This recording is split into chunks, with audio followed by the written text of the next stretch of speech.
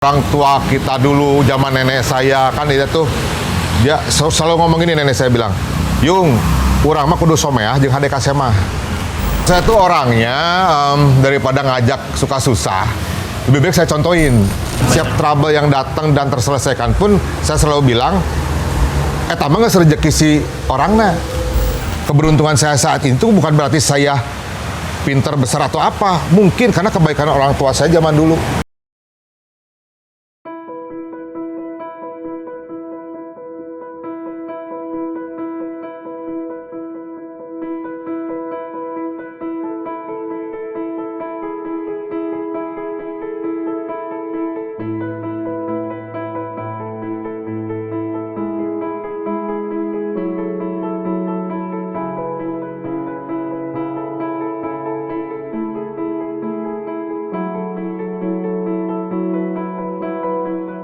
Pandemi ini membuat kita semua harus stuck gitu kan.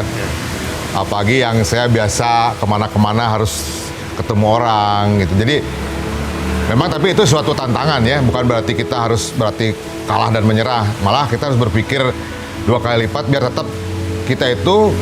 tetap produktif walaupun tidak keluar rumah dan tetap menjaga prokes. Nah, diuntungkan memang ini media sosial gitu kan. Jadi segala sesuatu yang memang selama ini saya lakukan harus face to face. Kan sekarang ada aplikasi yang bisa kita tetap keep in touch. Misalnya kita tetap yang senang punya movement, kita tetap bisa punya movement tanpa harus ketemu. Contoh kayak kemarin kebetulan kan saya juga aktif di kayak komunitas-komunitas kuliner, dan ternyata penggiat kuliner juga banyak yang terpuruk gara-gara pandemi kan, karena mereka tidak bisa berjualan ataupun yang berjualan online juga hanya beberapa lah. Nah di situ saya sama teman-teman kayak kepancing gitu kan, ayo daripada kita diam nggak ngapa-ngapain kayak teman-teman fotografer kan, event nggak ada, wedding nggak ada, tapi kan alat-alat ada kan gitu. Makanya kemarin saya pas awal-awal pandemi, yuk kita bikin kayak apa ya, charity bantu teman-teman penggiat UKM. Fotonya di siapa, nanti mereka bikin foto produk, kirim mentahnya ke saya yang publish gitu kan. Nah alhamdulillah dari kegiatan kecil itu banyak teman-teman yang istilahnya terbantu lah. Jadi yang nggak tahu media sosial juga kita tolongin. Kayak tetangga-tetangga saya kan banyak yang pedagang-pedagang kaki lima, istilahnya yang dia nggak pegang medsos gitu kan. Malah kebetulan waktu itu ada bapak-bapak yang pedagang keliling. Kebetulan saya ketemu gitu kan, dan ternyata itu punya histori buat kuliner Tasikmalaya. Nah saya sama teman-teman langsung ngeklik aja gitu kan, wah ini kayaknya kita mesti support gitu kan, karena udah tua harus keliling gitu kan, rentan ya. Makanya kita bantuin, kita borong makanannya, kita bantu dijual lewat online, kita bantu publish juga. Alhamdulillah yang sehari-harinya dia cuma bawa 40 pack mie Yamin waktu itu, sampai total itu dia bisa memproduksi sampai 200 pack mie, itu pun dengan rekap pesanan yang kita bikin. Jadi si bapak itu diam di rumah, bapak mah bagian masak, ngirim publishing dan lain-lain kita yang atur gitu. Alhamdulillah sampai cukup viral gitu kan waktu itu, sampai Pak Gubernur juga penasaran, ini bener mie Tasik yang itu gitu kan, yang legend itu gitu. Iya betul, cuma memang restorannya sudah tutup, cuman kokinya ini masih ada gitu kan. Ya walaupun memang takdirnya mungkin ya, jadi bapak itu pas malah di akhir-akhir pandemi ini bapak itu sakit dan meninggal. Tapi setidaknya kita sudah memberikan kebahagiaan lah, memberikan solusi buat keluarganya, dan sekarang diterusin sama anak dan cucunya. Jadi selama ini mereka nggak tahu cara berjualan itu, ya udah keliling ya, dari dulu keliling aja belasan tahun keliling aja. Setelah kita ajak ngobrol keluarganya, yuk kita bagi-bagi tugas, anaknya yang bagian terima pesanan di WhatsApp, terus bagian packaging dan lain-lain sama anaknya yang masukin, dan bapaknya tuh konsentrasi dimasak karena dia yang tahu bumbu si bapaknya. Jadi ada solusi lah lumayan dengan pandemi ini, kita berpikir jadi lebih kreatif gitu kan, gitu seperti itu. Ini kayaknya menurut saya ini bukan titik akhir tapi titik balik, kita harus berpikir apa ada yang salahkah dengan diri kita gitu kan gitu. Kayak saya gini saya pas pertama pandemi itu masuk zona merah, zona hitam. Pokoknya mah orang yang nggak berani masuk, bismillah we gitu kan gitu. Sampai merinding. Jadi tanpa saya minta itu bantuan tuh datang. Wah ini kan gini. Sampai Kang ini bisa masuk nggak ke zona itu? Insya Allah bisa. Saya nitip ya, bro. Obat-obatan. Tapi kan amanah. Kalau nggak saya masuk, nggak enak juga. Tapi saya masuk juga, saya punya keluarga juga gitu kan. Tapi ya bismillah aja gitu. Walaupun dulu kan simpang siur. Jadi ibaratnya kalau kita jarak segini bisa kena kan gitu. Terus wah mengerikan lah. Waktu itu belum ada vaksin. Kita meriang dikit udah stres gitu kan. Tapi akhirnya saya berpikir, oh teman-teman yang survive itu rata-rata yang positive thinking. Yang nggak terlalu mikir yang jauh gitu kan. Jadi saya udah, saya bismillah, saya anterin waktu itu sampai di kamar mayat itu kekurangan APD. Karena proses pemakaman yang terus, jadi APD terbatas. Akhirnya saya dapat bantuan dari produsen dari Bandung, saya harus anterin ke sana. Awal-awal saya nganterin zaman dulu, itu cuma berani, badan tuh nggak berani masuk RSU gitu.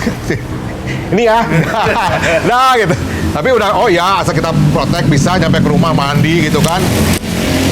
Nah kalau mikir saya selamat sendiri, mungkin saya kan udah aja lah, tutup akun, kita siapin makanan, diam di rumah. Tapi kan saya mikir, aduh ini tetangga saya gimana, di belakang rumah saya juga banyak ada yang kena, mereka nggak keluar, Kang kita butuh obat. Sampai kemarin apa? Krisis oksigen, berambung oksigen nggak ada. Tiba-tiba semua butuh. Nah saya kan bingung, saya mikir, aduh, sampai ada teman, Kang, ini masih ada WA-nya saya simpan. Saya sesek, katanya sesek. Saya perlu di oksigen. Saya tanya sakitnya apa gitu kan gitu. Karena dia masuk IGD kan waktu itu. Saya bilang saturasinya gimana? Menurut saturasi dokter itu masih bagus lah. Cuman karena hektiknya di IGD itu pastilah secara psikis kena kan. Dia sesek gitu kan. Nah, saya bilang ini posisi tidur, robah dan lain-lain. Dan saya tuh nggak mungkin, waktu itu kan saya memang ngebantu beberapa tetangga sini yang buat dapetin oksigen secara gratis gitu kan. Tabungnya saya cariin, saya isi ulang, saya kasih ke mereka, kasih pinjam. Nah teman saya ini nggak sempat saya tolong, karena nggak enak dong saya bawa tabung dari luar masuk ke rumah sakit. Dan memang mungkin sudah usianya seperti itu, jadi dia asar masih tektokan, itu subuh udah wafat, udah meninggal. Jadi saya di situ langsung berpikir lagi, diagnosanya apa, tapi karena mindset yang sudah drop, imunnya langsung turun gitu kan. Itu kok bisa jadi penyebab kematian gitu. Saya langsung di situ, udah positive thinkingnya positif, udah ceria, senyum, udah itu aja lah. Obat yang utama mah jangan terlalu dipikirin, serahkan sama yang di atas, udahlah gitu seperti itu. Kayaknya sekarang sudah mulai menggeliat ya, udah apa? Ya nih bisa dilihat sudah lalu lalang kendaraan hilir mudik. Kalau Akang lihat posisi Tasik dulu pas awal-awal pandemi, wah itu seperti kota pas awal kerusuhan, sepinya seperti itu, luar biasa. Tapi ya sekarang Akang lihat kan udah tempat-tempat makan sudah mulai berbuka, terus kendaraan umum juga sudah banyak kan gitu. Dulu tuh orang lewat udah nggak bisa, udah kayak kota mati. Mana ya? Nih, sorry. Ini depan rumah saya ya. Ini tengah hari. Kayak sholat Idul Fitri.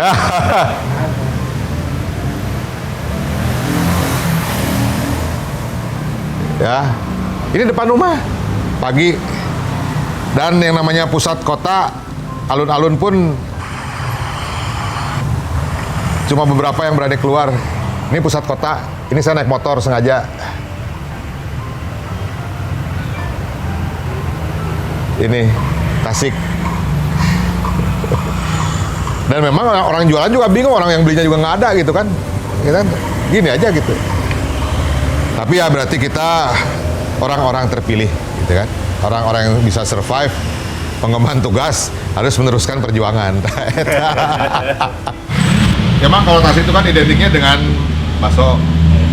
Ada yang bilang Tasikmalaya kota bakso, bubur. bubur ayam kan memang ada beberapa bubur yang dibilang otentik Tasikmalaya kayak bubur Zena kan udah legend banget. Ada survei kecil-kecilan. Pas nanya ini saya ngobrol produk bakso dulu ya, produk bakso. Jadi orang selalu bilang bakso Tasik itu enak. Oke. Sebenarnya Tasik itu kan kalau dibilang rootnya bakso, Tasik itu kan ada bakso kampung, ada bakso toko atau bakso Chinese sih sebenarnya bakso toko seperti Laksana, Simpati itu bakso toko. Bakso kampung, bakso aci seperti itu. Nah, selebihnya kayak pendatang ada bakso Malang, bakso Solo dan lain-lain.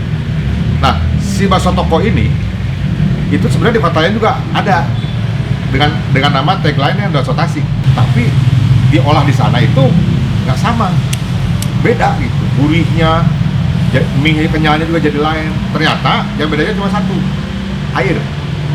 Jadi memang air sumber kehidupan, sumber penikmat makanan. Oh iya, ya waktu itu ada tamu dari Jakarta yang memang lagi ada kunjungan. Waktu itu kan Tasik belum ada bandara kan, belum ada bandara. Jadi otomatis kan kita harus cari oleh-oleh. Nah, yang orang di Jakarta ini tahu ada bakso enak di Tasik, dia nitip di rumah makan itu gitu kan. Nah, tapi saya pikir gini, kendala makanan yang sudah jadi itu kan pasti ada perubahan tekstur dan lain-lain lah, karena kan itu dibungkus kan.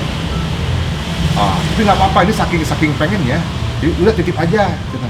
Kan ini kita mau terbang ini ke mana ke Jakartanya, dia pakai helikopter waktu itu, antar rengginang dan lain-lain, satu packing dan satu bungkus mie bakso kirim ke sana, dan alhamdulillah itu cuma makan waktu 45 sampai 55 menit lah. Flight ke sana ke Jakarta ke Halim. Si pilotnya, "Yung, guys nyampe nya mie bakso aman." Tuh. Mie bakso Tasik naik helikopter orangnya acak. Berarti kan saking ditunggunya itu si mie bakso. Nah, dari situ saya mulai ada teman-teman tanya. Ya sampai sekarang itu jadi laku keras loh. Saya ngelihat percepatan beberapa tahun ke belakang itu yang review kuliner juga banyak. Ini sangat membantu, bahkan ada komunitas wisata kuliner Tasik itu dia punya grup di Facebook itu, wah membernya banyak banget. Jadi mereka ngasih ruang buat orang, ibaratnya pedagang dan pembeli ketemu di grup itu. Malah banyak yang ngasih pelatihan seperti itu. Malah jadi saya juga sedikit terbantu dengan, saya kan kalau saya tuh nggak pure sebagai tukang reviewnya. Kalau orang bilang saya, oh tukang review kuliner, bukan. Kalau saya posting tentang makanan, itu lebih ke testimoni. Soalnya kan saya nggak pernah nyantumin harga, nggak pernah nyantumin alamat dengan jelas. Karena cuma testimoni, oh ini makanan enak, lu mesti coba gitu kan. Makanya kalau ada yang nanya itu harganya berapa? Saya tidak tahu harga, saya taunya rasa, kata saya kayak gitu. Jadi orang penasaran. Sampai kemarin ada yang di dalam gang gitu kan. Sampai disuruh Sherlock, orang bingung. Ada tukang bubur yang di sebelah kereta api, sekarang rame. Memang kalau worth it terus perlu orang lain tahu ya dengan senang hati gitu kan. Nah, kayak kemarin belum lama teman saya tuh punya satu toko roti yang cukup terkenal di Tasik, namanya Lemona. Jadi dia tuh punya space tuh, dia baru pembebasan, dia mau memperluas tokonya. Nah, karena dia ya asli Tasik dan saya juga sering ngobrol, si Pak Haji Cucun namanya, Ji, saya itu kalau punya tamu dari luar kota, kita tuh susah cari oleh-oleh. Dalam artian gini, Tasik kan kebagi dua, kota dan kabupaten kan. Jadi kalau kerajinan itu banyaknya kabupaten. Kayak Anyaman dan lain-lain itu Raja Pola. Sedangkan makanan di Tasik kota. Dan bordir itu Tasik agak masuk lagi lah, Kawalu kan. Nah ini coba kalau ada sentra oleh-oleh satu tempat di tengah kota, jadi turis itu nggak usah ngabisin waktu muter-muter gitu, satu tempat itu bisa belanja di situ. Nah ya teman saya bilang, oh iya ya, kenapa nggak saya kumpulin UKM, kita QC produknya, kita yuk jualan bareng. Dalam artian ya untung tetong dituang punya lira lah gitu kan. Jadi kita tuh perlu orang-orang seperti ini. Ya punten gitu. Jadi bukan berarti saya mengecilkan kayak gini kan. Kadang-kadang kalau kita ikut pelatihan udah gitu kan. Kan tidak di-maintain gitu. Nah, kalau langsung dengan pelakunya, itu keputusan decision maker-nya kan dia yang punya toko. Mau jualankah, mau kerjasama seperti apakah, apa di upgrade kah, itu kan dia bisa bantu. Nah saya tuh enaknya kerjasama langsung dengan owner tuh seperti itu. Nah, kemarin ada 50 UMKM dikumpulin, kita sharing, itu mereka langsung jualan. Nggak perlu nunggu apalah gitu. Langsung aja, ini gerai saya, kalian simpen. Kalau ini kemasan perlu diperbaiki, tolong diperbaiki. Ini kurang pas gitu kan. Bisa desain kurang bagus, kita bantu nanti dengan teman-teman desain yang bisa bikin lebih eye-catchy. Terus atau misalnya ada yang belum punya izin PIRT, kita bantu. Ya kan itu langsung solusi, langsung action gitu. Daripada di tatanan rembuk, biasanya udah gitu kan, seperti itu.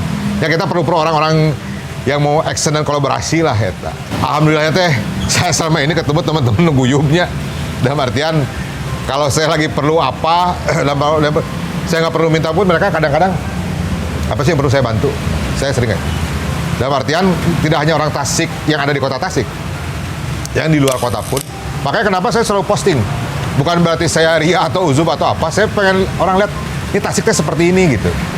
Sok, di luar kota, oke lah kita merantau, cari kerja di sana, berpenghasilan di sana. Masa sih nggak ingat, ini kota ini lagi ada yang perlu dibantu, seperti itu.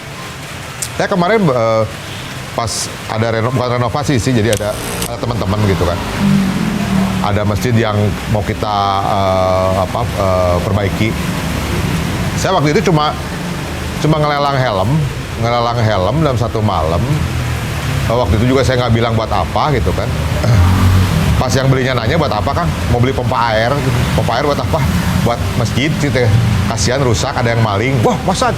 Udah saya tambahin lah. Wah kan saya senang kan. Saya posting lagi, terima kasih ya sudah nyumbang helm, berikut uang buat pompa air di masjid. Itu kan langsung terpancing. Yang luar kota, emang kenapa masjidnya? Coba fotoin. Udah saya fotoin udah.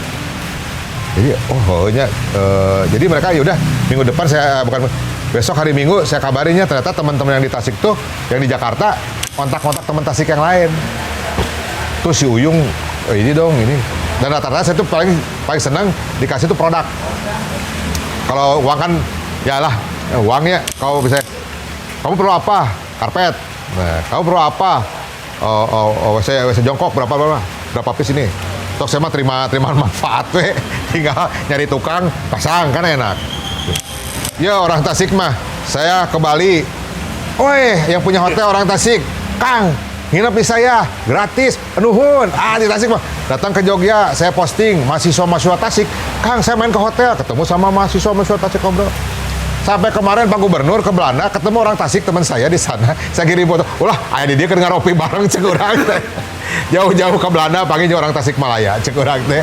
Ya alhamdulillah di sana mau dibantu apa, perlu apa ya, guyub lah gitu. Ya sebenarnya makanya kata saya tadi bilang harapan ke depan itu harapan ke belakang saya, karena memang itu sebenarnya zaman dulu itu sudah budaya tolong menolong, silih tulungan teh bukan barang baru gitu kan gitu. Jadi kenapa nenek saya selalu bilang tetangga heula memang. Jadi saya ini kayak ini yang sebelah sakit gitu kan. Jadi saya ngeliat kemarin kok nggak jarang ke masjid gitu kan, pas lihat ternyata sakit. Kalau nggak tetangganya yang ngeliat, orang yang ngelewat kan nggak tahu dia sakitnya apa. Pas lihat, parah gitu kan, gula gitu. Kebayang kalau nggak ada tetangga gitu, dan tetangga yang nggak dekat, tetangga yang masing-masing gitu. Mungkin makanya kan sering ada kejadian karena puntennya udah meninggal berapa hari baru ketahuan gitu kan. Karena kita kadang sering ketemu, nggak ketemu, kemana pas lihat, sakit, tolongin rame-rame. Ini juga termasuk yang saya tolong bersama teman-teman netizen juga, berobat dan lain-lain. Jadi memang kalau tolong menolong silih tulungan itu ibaratnya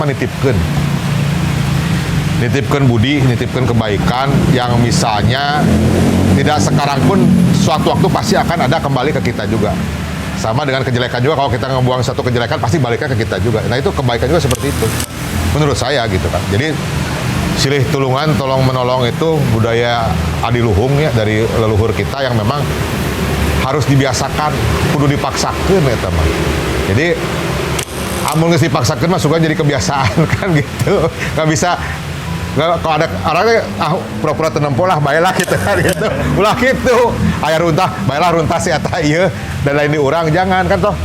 Kalau ada apa-apa pun yang pasti yang nolongnya orang terdekat. banyak lah. Saya juga kalau ada kejadian apa-apa pasti orang terdekat yang nolongin. Seperti itu. Uyung. Ya, naonnya? Ya Uyung tetaplah jadi Uyung yang tidak ada definisinya. Sampai kemarin ada dosen dari Unpad penelitian ke Tasik. Kang, saya ngikutin Akang dari 2000 sekian, cenah. Akang teh aneh, cenah. Dia dosen Vkom. Aneh gitu cara ininya. Ya gini we, tiap tetap jadi diri sendiri lah. Saya mah tidak berusaha menjadi orang lain.